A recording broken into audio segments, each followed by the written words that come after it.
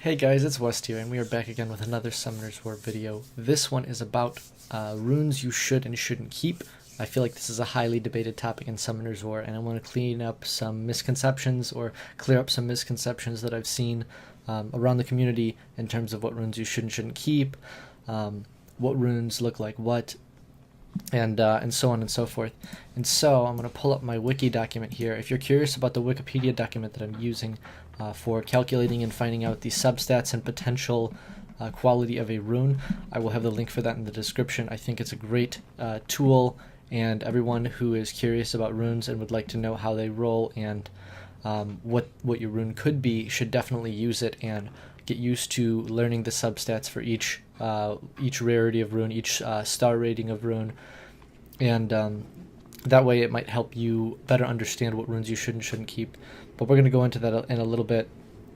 First, we're going to start with identifying what your monster needs.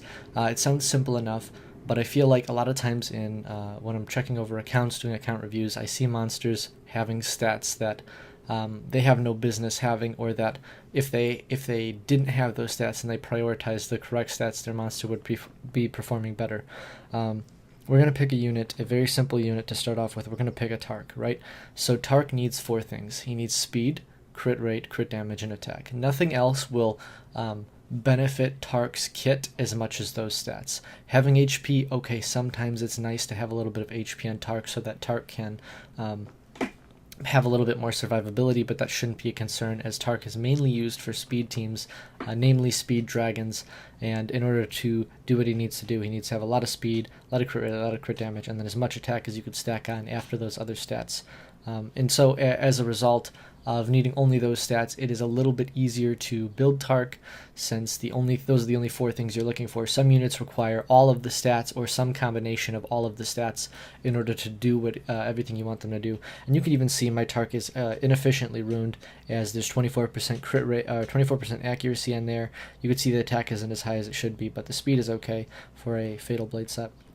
And we're going to go over these runes right here. So what this rune started out as, some of you may be able to guess, some of you may not be able to guess, is a legendary rune. And it's not even a good legendary rune, because these are stats minus the flat HP at the end that you could obtain from a blue rune, basically minus 2% into the crit damage. And the reason I know that is because the maximum roll into crit damage is 7%.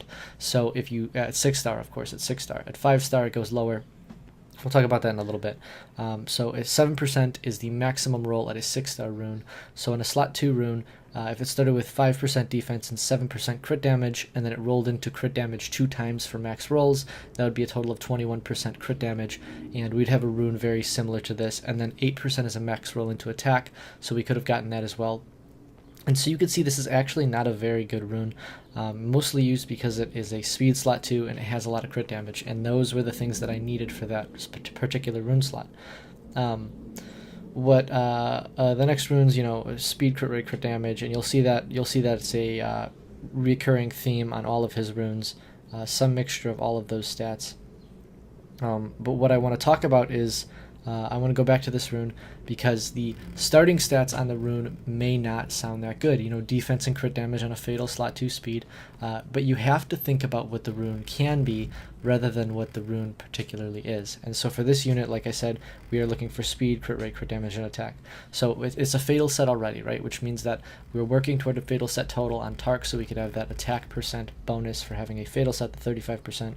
It is a speed slot 2, which you want speed slot 2 if you're going to be running your Tark on Fatal, right? So it's a rune that I'm looking for because slot 2 speed is good for a Tark on Fatal. It's good for some other attackers that just need speed, but still want to be on that Fatal set to hit those big numbers. Units like Faye I use on a Fatal build with a speed slot 2 so that I can get that speed and still keep those high damage numbers. And it has crit damage, so let's pretend this was a blue rune, right? So it had a 5% defense percentage as well as a 7% crit damage percentage. So you see that rune. Some people might instantly sell it because they don't see attack and crit rate and everything else on the rune stacked to the ceiling. Some people might keep it just because it's a 6-star speed rune. I would keep it because I know that the potential of the rune is very, very high. So stats like crit damage and crit rate cannot be grinded through the raid boss, right? The only stats that can be grinded through the raid boss are HP, attack, and defense, as well as speed, of course. And as such, substats like crit rate and crit damage for attackers, accuracy for support units, as well as resistance, are stats that are harder to come by and can't be grinded up in percentages in the future. So when I'm building an attacker, specifically an attacker, what I'm looking for is to have high crit rate and crit damage subs, and I'm okay about not putting as much attack on those units. Also because I know that attack buff as well as the slot 6 rune can help me really make up for those lack of attack subs, whereas making up for those crit rate and crit damage missing out on those substats is a lot harder to compensate for in your team without, of course, a crit rate buffer, and there are not crit damage buffers in the game. So if you're really missing out on the crit damage and you're really missing out on the crit rate, at that point your unit is not doing the damage that it really could be doing. This is specifically pertaining to mid and late game accounts, of course. And so now that I've kind of given a little bit of an introduction to that, I'm going to go ahead and I'm going to start at really early game accounts, and I'm going to work my way through up to mid game, up to transitioning from mid game to late game. And in late game you probably know what you're looking for, but just to humor all audiences, I am going to talk about what you're looking for in late game as well.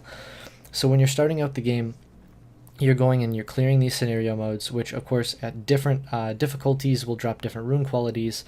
Normal will drop 1, 2, and 3 star. Hard will drop 2, 3, and 4, and hell modes will drop 3, 4, and 5 star runes. And so in the beginning of the game, the only thing you're worried about is the highest star runes to complete your sets. You want to get those sets, even if they're 1-star runes. When you're just starting out, you want to complete those sets because 15% HP, 35% attack, 12% crit rate, 25% speed, those are all stats that are going to really help you. And you don't really need to worry about anything past Mount White Regan. You can go all the way back from here. The first 4 stages are enough to really get your monsters ready to progress. So you're just taking whatever runes you can just to make sure your monsters get those stat bonuses from the having the sets, and then maybe a little bit of HP from a 2 or 3 star HP and defense slot. And you don't want to plus those up too much. You don't want to waste your mana on those because, of course, they're cheap runes that can easily be replaced. But those stat bonuses alone, those set bonuses alone, are going to give you a huge advantage in the early game. And so you go through, you work on scenario, you get as far as you can, you go back to the beginning, and now you're in the hard and hell mode. So now you're getting the 3 and 4 star. Still, I would say for a while, just focus on getting 3 and 4 star runes. Try to get the percentages in slot 2, 4, and 6. Of course, look at your units. If they're support units, you want HP, defense, and speed. And if they're attacker units, you just want to go attack. Just a bunch of attack, maybe even a speed slot too, if you're dealing with a monster like Lapis who wants to move often. But of course, you need to identify what your monster needs. Looking at Lapis really quickly, we can see that having accuracy on Lapis might be beneficial, but that's not a core reason that we build Lapis. We build Lapis because she's an attacker who can deal a lot of AoE damage and helps us out a lot pushing forward in the beginning of the game, and you want her to move often. So speed and attack, that's the only thing you need to worry about on Lapis in the beginning of the game. Speed, attack, perfect build. When you start off, you work your way into a speed crit damage or speed crit rate and then attack build as you move forward. But when you're starting off, you just want to get the fatal set bonus from those 4-star runes. You don't worry about any substats whatsoever, and you make your way forward. Now, after you've cleared the scenario mode, and you have worked your way up to Chiruka Remains, right, using rep monsters and friends and mentor monsters, and you've cleared that and you've gotten your 5-star fatal set, which is what I'd recommend you'd get. You go ahead and you use those runes to help you farm more runes. It's a vicious cycle, right? And so you take your Magic Knight and you go to Mount White Regan, you go to Kabir Runes even, you go to Mount Sis, because Mount Sis is a very easy place for the Magic Knight to farm, and you start working on getting your 4 and 5-star runes to start off. There is when you can start powering up runes to +6, and seeing if they have the substats you're looking for. Now, if a rune comes out and it's an attack slot 2, and it's an attack percentage and it's 4-star, and it gives you flat defense and flat HP, and you have 4 or 5 more attack percent slot 2s that are 4-star, you can actually get away with, you know, maybe saving that rune, waiting to power up the other runes and see which one is best, and kind of get a little bit nitpicky about what you're looking for. When you have duplicates of those core runes for a monster, then you really get to power up, and then you start to get a feel for what you're looking for, right? So maybe you want to see crit rate and crit damage as a sub, crit rate and speed. Crit rate and speed is a very solid substat combination in the beginning, because you're not really looking for a lot of crit damage right off the bat on your units, especially if you're only farming scenarios for runes, because the likelihood of you getting enough crit rate substats in order to support a crit damage in slot 4 is very, very unlikely. So I would recommend just worrying about, you know, if those are the substats you're going to look for speed, look for attack, look for crit rate really early on.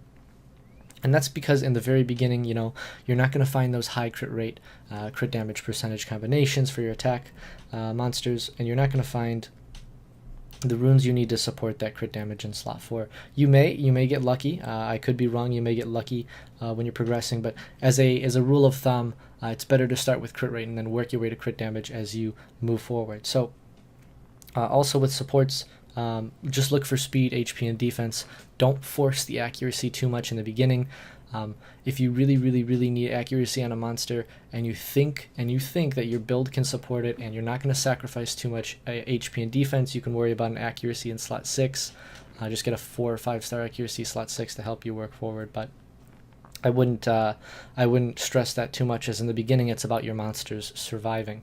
So now you've defeated scenario, you've gotten 4 and 5-star runes on your units, so you're working your way through B6 and B7.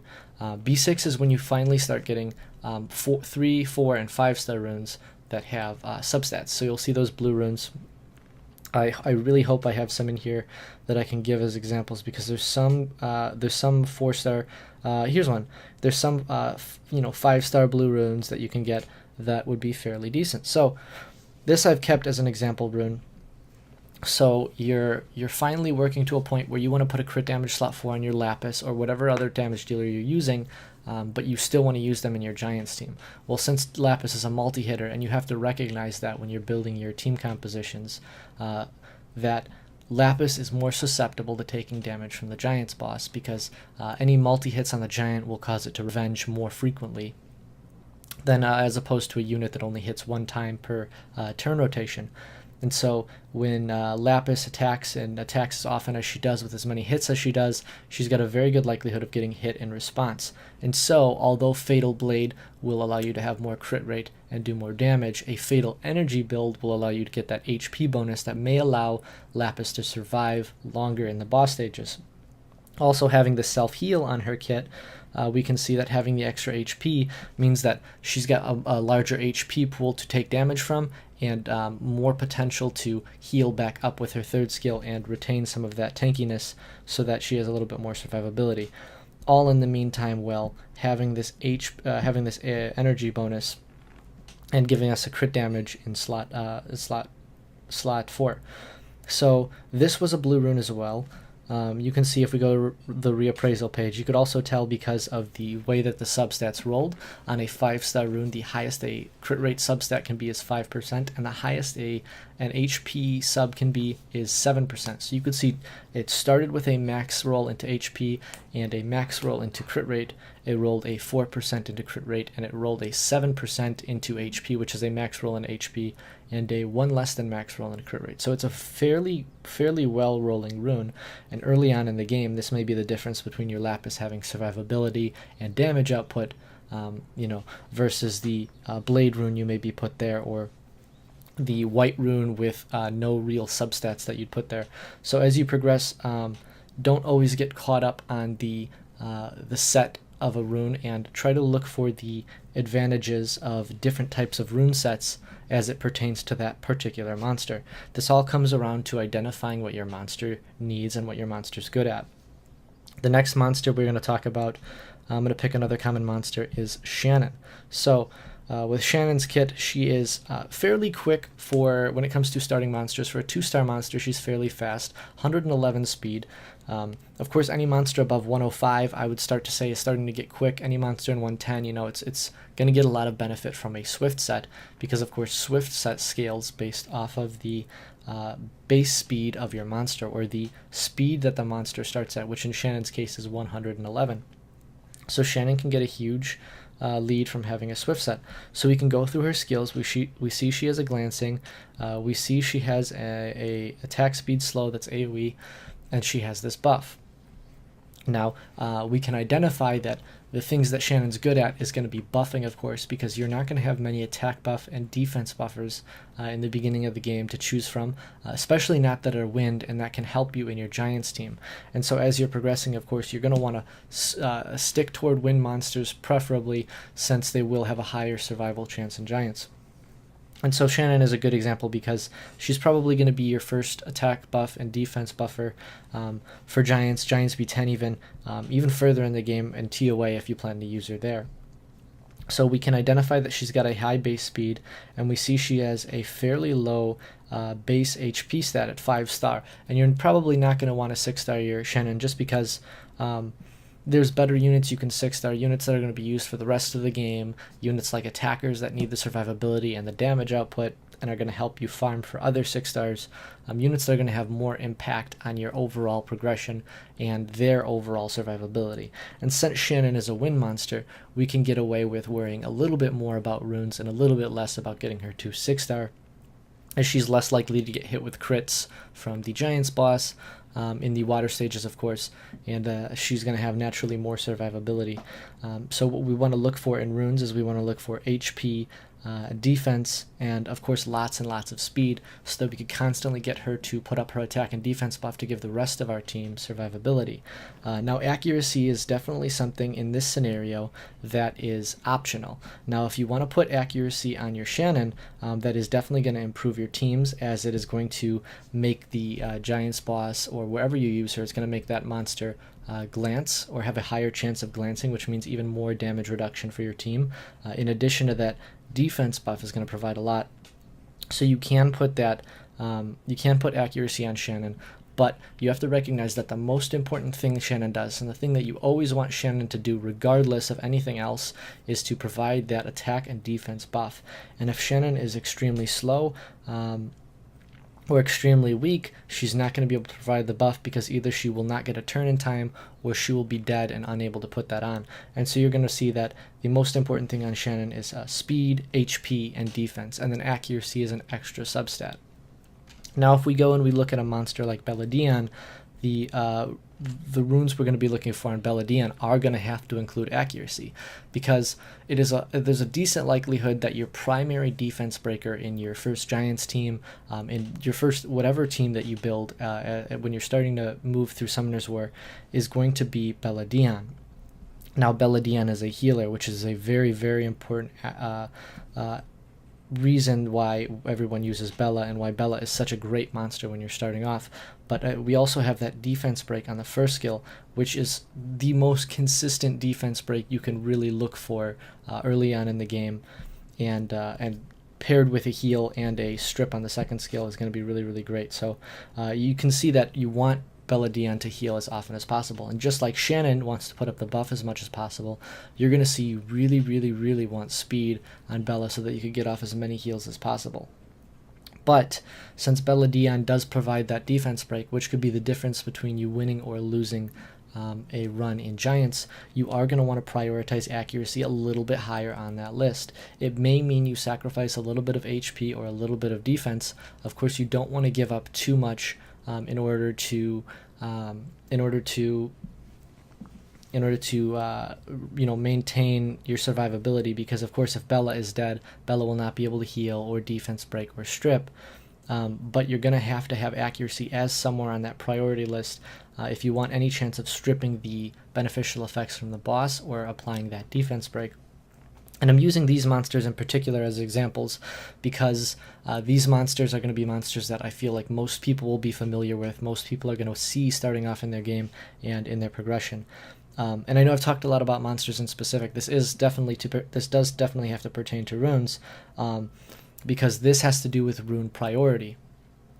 So when you're looking for runes you want to keep and runes that you're going to sell, you have to think about rune priority. Now, maybe, for example, you use Bella as your example monster for your best set, right? So you have this rune. So it has 10 speed, 12% accuracy, and 10% accuracy and 12% defense. And we say, okay, we have another rune that I've powered up that is 8 speed, 7% defense, and 8% accuracy. Now, if you compare that to Bella, and Bella Dion is the only monster you're comparing this to, you may say, oh, well, this is not a rune that's better than what I have, so there's no use for it. There's no reason for me to grab a rune that's worse than a rune I already have.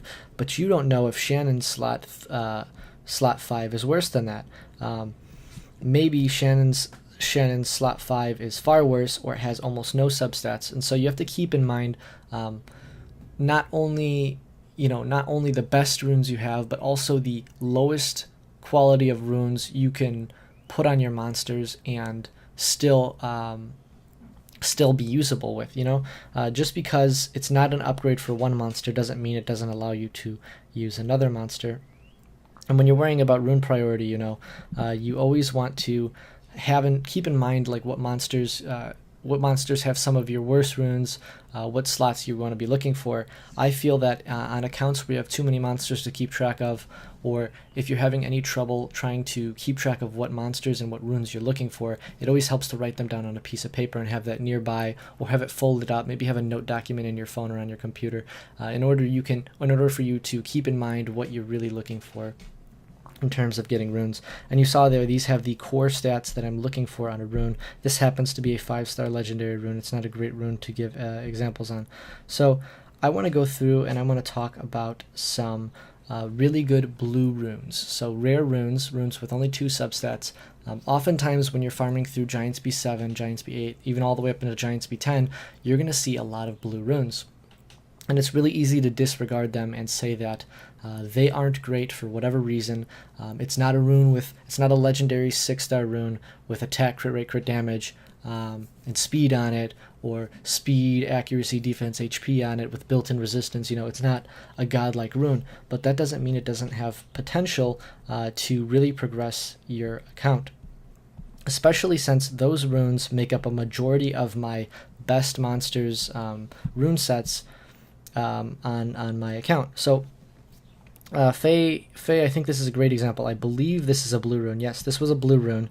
And this is a very, very nice rune. So yes, it's 6-star, but what it started out was crit damage and attack.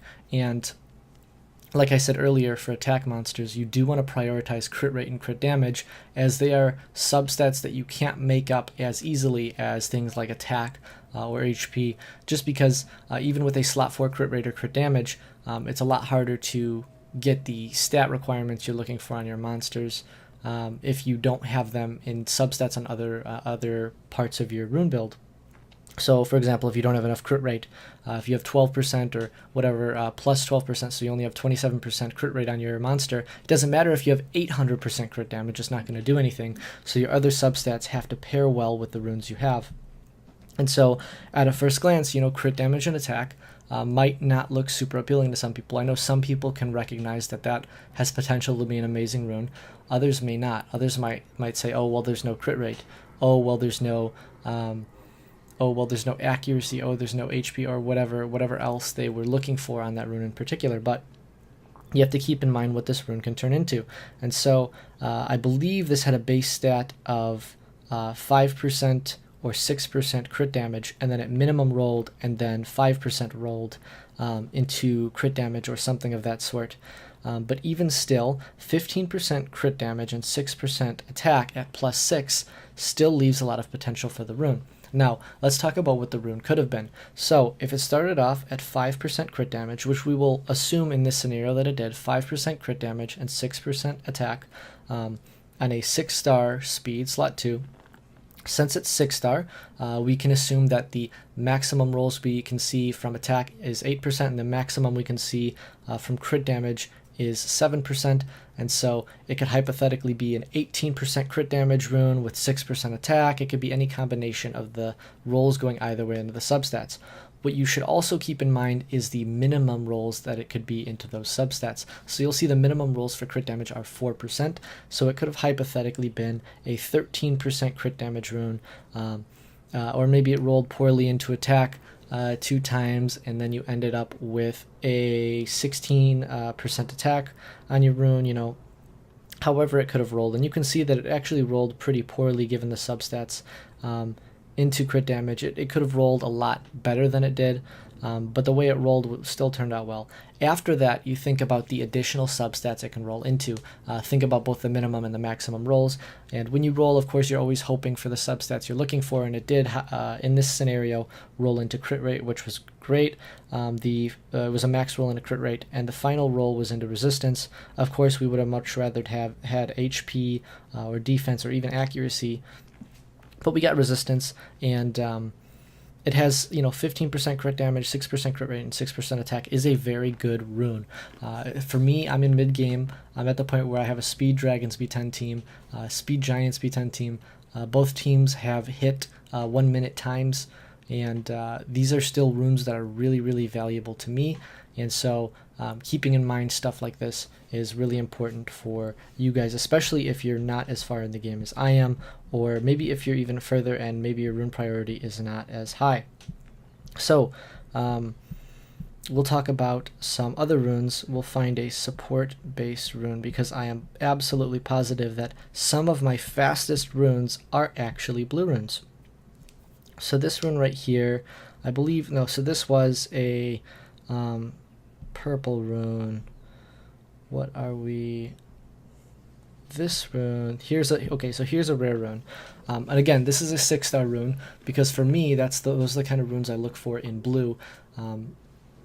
You will find that rare runes will sometimes be your best runes as a result of the limitations that they have. What I mean by that is, on a blue rune, if it has speed and whatever, it has a higher likelihood of rolling into speed, whereas if you have a purple rune, there's a third substat that comes into the equation, or a hero rune. And with legendary runes, or the runes with 4 substats built in before you've powered it up at all, there is an even higher chance of not hitting speed as a result of the 3 other substats. So of course, if you can, you want to always find runes that have at least 2 substats and are blue or purple, so that when you roll those runes, there's the highest probability of you getting the stats that you want. However, even if there is a substat you don't want, for example, on that rune, it never hurts to bring it to +3 to see how it rolls. So in this scenario, I had a 6 speed, 7% attack rune, and I had a max roll into speed. And speed is very, very important in this game for both arena and your dungeon teams. And so understanding that speed is the priority on most of my monsters, it does not hurt to bring this to +3. There is no possibility of the rune failing when you bring it to +3, and the mana cost is basically nothing, and is paid for by the rune essentially when you bring it to +3 if you don't like what you found. Now in this scenario, I rolled the rune to +3 and it max rolled into speed, and since it rolled into speed, and of course I'm looking for a very fast runes, I decided to bring it to +6. When I brought it to +6, it rolled into speed again. At that point, the rune was already usable for me. It's usable for me because even though I'm not looking for a monster with attack percentage and speed, I am looking for monsters with very high speed. And I know through my experience in the game and through keeping in mind the runes that I need in order to progress, that I need fast runes for my Bernard. So what Bernard offers for me personally is a speed buffer for arena. He has no other purpose for me since I no longer use him in Giants, and as such he does not need accuracy for me to use him anymore. Your case may be different, as you may still be using Bernard in Giants, so you may still be looking for accuracy substats on your unit. But for me, the only thing I was worried about was having an 18 speed rune in every single slot so that I could make my Bernard as fast as possible for arena. So I brought the rune up, it went to +18, and from there it was already usable. If I did not bring this rune to +12, it still would have been a usable rune for me because Bernard did not need any more stats for me to use him. And I was able to keep that in mind while I moved forward. And you can see I've hit almost 18 speed on every rune. ice cream trucks coming by. But that is where my rune priorities lied with Bernard. Another thing to keep in mind is never disregard a rune just because you don't have a monster for it. What I mean by that, for example, is perhaps you pull an energy rune that is suited to a damage dealer, and you don't have any HP based damage dealers on your account. You don't have a Ritesh, you don't have a Rakan, you don't have a Kamoon. I'm not trying to rub in if anyone doesn't have those monsters. Those are just merely examples of monsters that are HP based damage dealers that could use a rune such as this. Maybe even a Chow would use a rune such as this, just because the HP percent, it's got speed substat and it's got the crit damage. So an HP based damage dealer or a bruiser that would use some HP on slot 2. And so just because you don't have a monster that can really reap the benefits of this rune doesn't mean that you should sell this rune, right?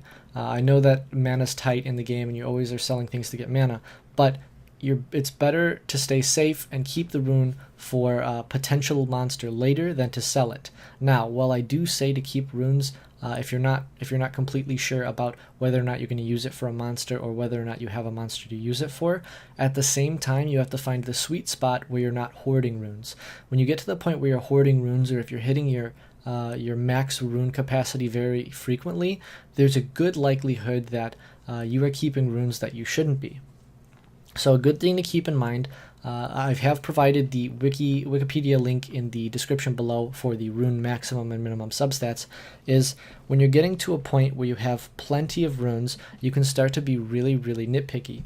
What I like to do is I like to farm for a few hours straight, farm however many runs, farm until my rune box is almost full or as close as I can get it to full, and then go through and clear. That gives me a lot better idea because I have a bunch of other runes to compare to the runes that I have.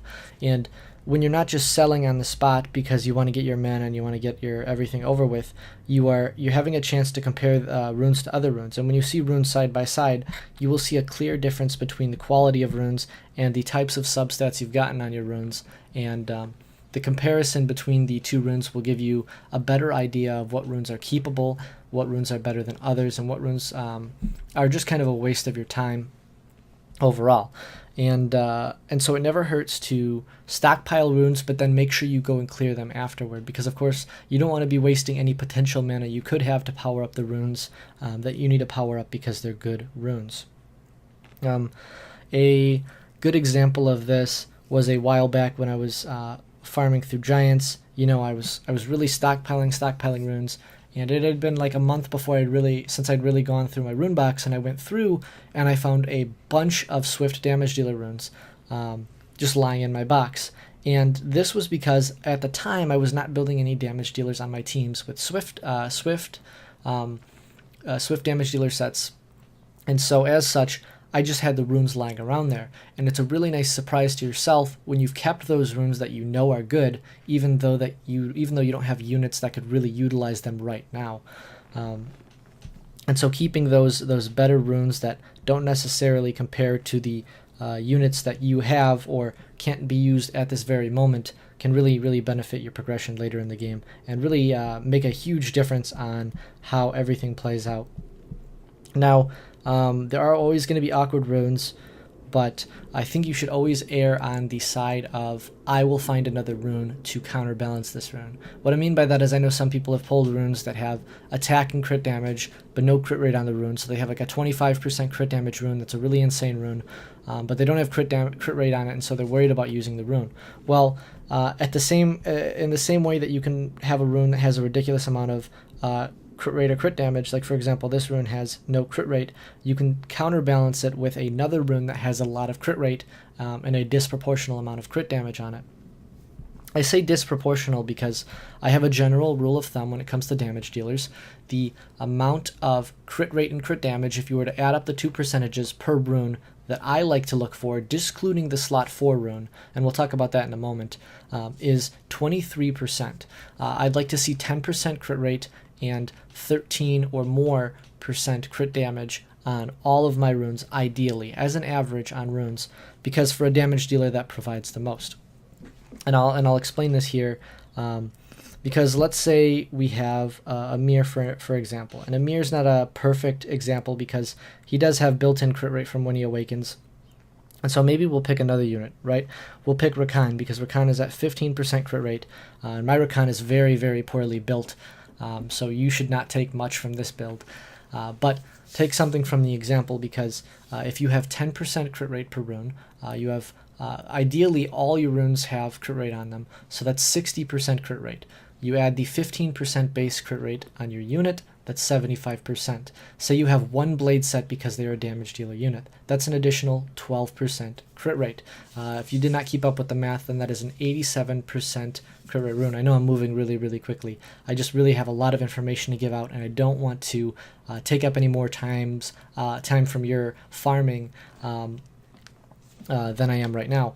And so that's 87% crit rate, which is a very, very high, respectable crit rate number. 85% crit rate is what you should aim for on all units to have the maximum amount of critting potential, as most units it'll be strong against. And getting 100% crit rate starts to get to the point where you are sacrificing too many substats from your other runes in order to reach that really high percentage of crit rate. Now, if you get there, that's not terrible. And if you're way later in the game and you've got the most insane runes in the world, your legendary crit rate, crit damage, speed attack runes, this does not go out to you. This goes out to the early and mid game players, because it's unlikely that you'll have a ridiculous amount of crit rate subs and crit damage subs together. And so if you have upwards of 85% crit rate, there's a pretty large likelihood that you're also sacrificing attack or crit damage in order to obtain those types of substats. I'm not saying it's bad to have 100% crit rate on your attack damage dealers. I'm just saying that any more than 85%, you don't have to be worried about sacrificing a little bit of crit rate in order to obtain more attack or crit damage. So using that same formula, we're going to say 12% for the ease of my math, rather than 13% crit damage per rune.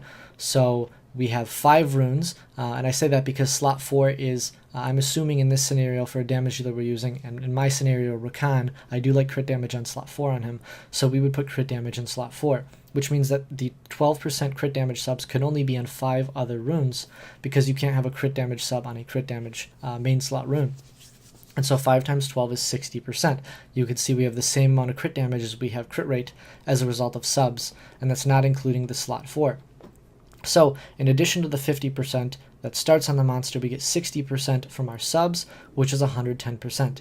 If you have a 5-star rune brought to plus 15, that's 65% more crit rate on crit damage on top of that, which means you have an 87% crit rate monster with a 175% or 175% crit damage with a 5-star rune, and 190% crit damage with a 6-star rune. And that's a crazy amount of crit rate and crit damage. These are stats that I aim for every day when I'm building damage dealers, just to give you a little bit of an idea. And this is not something that you should expect to have overnight, something that you should expect to have in a month, 2 months, whatever. This is something you want to shoot for and aim for when you build your damage dealers, or just based on the general formula that I've done, and that is with 6-star runes having the 5-star max substats, which is 1 less than the maximum substat on your crit rate and crit damage. And what I mean by that is on 6-star runes having 5% and 6% rolls into your crit rate and crit damage, respectively.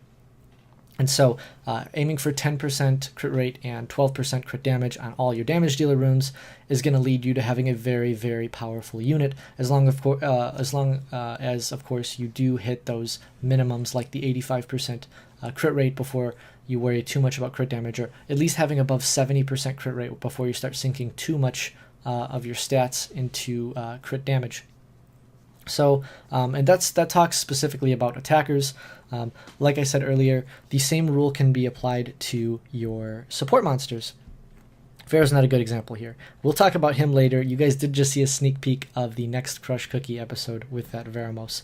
But I'll break off from that tangent and we'll talk about a support monster. So just as you would look for a 5% crit rate roll and a 10% crit damage roll, which are 1 less than the max roll on 6-star runes and they are the max roll on 5-star runes, you can look for the same on your support monsters. So the hardest stats to obtain, the stats that you're really not going to obtain as much of from your main stats that are really, really reliable from your substats, are going to be speed and accuracy. And so those are the stats that you're not going to get in slot 4 or slot 6. You don't want an accuracy slot 6 once you're into farming Giants B7, working your way into Giants B10. You want to have HP or defense in those slots to give your monster the tankiness. Just because having an accuracy in slot 6 just isn't efficient, unless of course you're using a upwards of 20 speed substat on a Bernard, where that would actually make a little bit of sense. Putting something like that on your Bella will severely cripple Bella's survivability in the Giants dungeon. And so the substats you're going to look for on the 5 and 6-star runes you're looking to put on your monsters as you progress into the later stages of Giants and even into Dragons is going to be speed and accuracy, the same way you looked for crit rate and crit damage. Now, of course, the max rolls and the mid rolls are all different on speed and crit damage, or speed and accuracy as compared to crit rate and crit damage, but the same general rule applies. You want to aim for 1% lower or 1 lower than the max roll for your 6-star rune, and you want to aim for max rolls on your 5-star runes, and those are really, really good runes. So a 5-star energy rune in slot 1, 3, or 5, or even Swift rune in 1, 3, or 5, with a 5 speed roll and a 7% accuracy roll is an amazing rune. It has so much potential to roll really, really well, and that's what makes it an amazing rune. Now, it still may roll poorly for you. And the one most consistent thing about Summoner's War is that everything is inconsistent. And so trying to get those substats, the base substats on those runes as high as possible will help the most with all those inconsistencies in Summoner's War, because having a higher base point means you have a higher minimum roll on all of your runes. So if you start with a 6-speed roll, even if you get 2 4-speed rolls into it, it's still a 14-speed rune, which is only 1 less than a double max roll and a 5-star rune. And so having those higher base substats will really, really help you out. And like I said, with speed and accuracy, those are the things you really, really want to focus on, just because those are going to be the hardest to obtain with your units. You can make up for HP and defense by aiming for 5 and 6-star slot 4 and 6 runes that you bring up to plus 15. You can get the extra HP and defense from there, but the speed and accuracy is going to be the most impactful on your overall rune build, as compared to, maybe 12% HP or defense on a rune, where that can be made up through having a better slot 4 or slot 6 rune. And what I really want to point out next, and it's kind of my closing point because I think I've covered everything that I wanted to, is going to be talking about the slot 2, 4, and 6 runes in comparison to slot 1, 3, and 5. Of course, your slot 1, 3, and 5, it's easier to build a set with those runes, as there's more versatility with those runes, as they could be used on more than one monster. With slot 2, 4, and 6, you're looking for very, very specific stats on the main stat, which vary quite a bit. They could be flat, and then then you don't get what you're looking for. They could be the wrong stat and the wrong set. All sorts of things that could happen with those. But with the slot 1, 3, and 5, you know what base stat you're getting, and so you get to be really, really picky about the substats. And you'll see this on a lot of my runes. I'm trying to think of a unit who is best to explain something like this, and I think it might have to be Veramos in this situation. You can see, and this is a recurring theme on a lot of my units, my slot 1, 3, and 5 will be significantly stronger runes than my slot 2, 4, and 6. This is because it's easier to be picky about these runes. You could see this rune as a fairly decent rune. This was a purple rune, I believe, and it rolled fairly. Oh, I'm sorry, this is a legend rune. You can see the way that it rolled. It turned out really, really well for this unit, but it's a rune where all 4 substats are pertinent to this particular monster. On Chilling, I want speed, I want crit rate, I want accuracy, and I want attack, because Chilling's a damage dealer who needs to go fast and needs to strip the debuff from the Dragon's boss. And as such, this is a really good rune. But you'll see on some of these other slots, it maybe doesn't necessarily have what I'm looking for. Like this rune turned out really well, but it doesn't have the speed in the slot of HP, which is what I would have preferred. You could see at this rune, I have the speed built in, but flat attack isn't what I would like to be there, and HP isn't what I'd like to be there. But you can see that with these slot 2, 4, and 6 runes, I get to be a little bit more lenient with the substats that are on them, because the main stat that they bring, in this case speed, in this case crit damage, and in this case attack, is so important that I can get away with slightly worse substats. And the point I'm trying to make here by saying all this is on your slot 2, 4, and 6, aiming for 6-star and having only 1 or 2 substats that are really good can allow you to have a stronger build overall, since they are 6-star runes and since their main stats are going to provide so much for your team. Whereas with the 1, 3, and 5 slots, you can afford to be very picky with the runes that you select, because you're going to get a lot more of those, and you're going to get a lot more that are more versatile, as opposed to the slot 2, 4, and 6, where you may not have what you're looking for. Like you can see on this rune on Poseidon, it has 15 speed. Nothing else about this rune is good. It has a 6-star HP percentage though, which is why I keep it. You can see that it has the substat rolls equivalent to a 5-star blue rune rolling max rolls, but it has a 6-star base stat, and so as a result, the rune is very strong for Poseidon, since I'm still getting all that HP that I want on him, in addition to that speed. And you can see even with these runes, they're not exactly where I want them to be, but you can see they have 2 or more substats that I'm looking for. I have speed and HP here, I have speed and defense here, and I have speed, accuracy, HP, and defense on this rune. But of course, this rune, nothing but accuracy in the substat.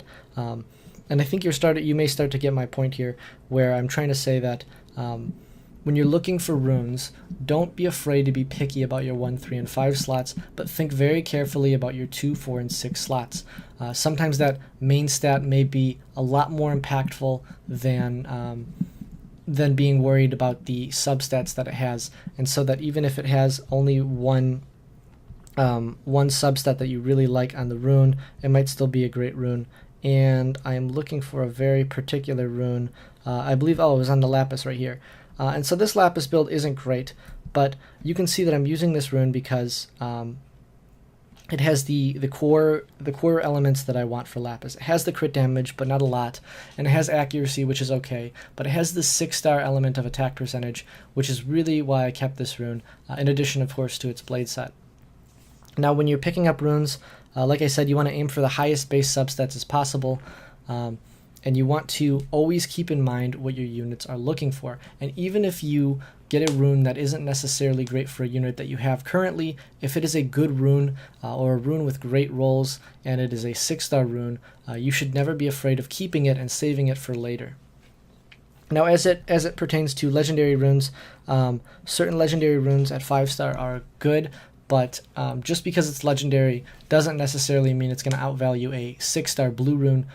Like I said, some of my best runes in the game are blue runes, but I really just want you guys to keep in mind the substats each particular monster is looking for, and when you look at a rune, I want you to think wider than just what you see on the surface of that rune. I want you to think about how that rune can roll, and how it will benefit your monsters if it rolls in specific ways, and then keep or sell the runes accordingly.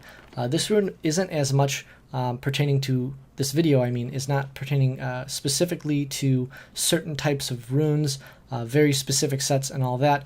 It's more toward being a general guide to helping you guys understand what runes are decent and what runes are going to really help you progress through the game. I would much rather teach you guys to identify your own runes rather than specifically identifying every single rune and set as it pertains to every single monster in the game. Now, if there's any questions you guys have, always feel free to ask them in the comment section. If there's any feedback from late game players who are way further in the game than I am, always happy to take feedback and try to improve my content accordingly. I've never really stated this in a video, but people have been asking a few questions lately. If you are curious about or interested in joining a Discord channel where you could ask more questions and talk to a Summoners War friendly community, we have some secret dungeon request channels, so you can look for some secret dungeons and help each other out in there as well. I do have a Discord link down below. Everyone is welcome to join. It's a public Discord server. Always ask any questions anytime. You could always reach myself or a moderator if you're into that sort of thing. But that's it. I'm going to shut up. Thank you guys so much for watching, and I will see you guys in the next one. Hey guys, it's West again. If you enjoyed the video, please like and subscribe for more.